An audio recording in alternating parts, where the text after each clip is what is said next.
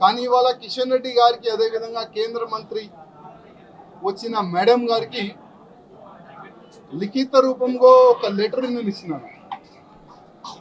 కిషన్ రెడ్డి గారికి ఒక మాట చెప్పి వస్తున్న, కిషన్ రెడ్డి గారు మీ చేతి నుంచే ఇవాళ భారతీయ జనతా పార్టీలో నేను జాయిన్ అయినా, నేను నా రాజీనామా మీ చేతికే ఇస్తున్నా, ప్లీజ్ మీరు యాక్సెప్ట్ చేయండి అని కిషన్ రెడ్డి గారికి ఒక లెటర్ ఇచ్చి వచ్చిన, రిజైన్ లెటర్ పార్టీ.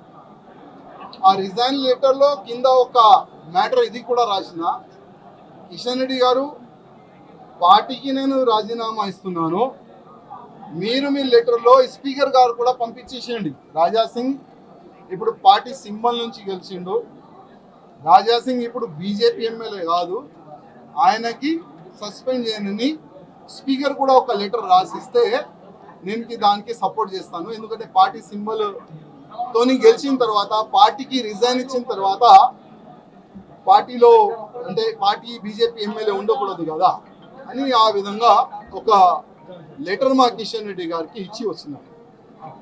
దురదృష్టం ఏంటంటే 2014 నుంచి ఎన్ని ఇబ్బందులు భరించి ఇక్కడ వరకు వస్తున్నానంటే మా మీడియా మిత్రులకి కొంతమందికి తెలుసు.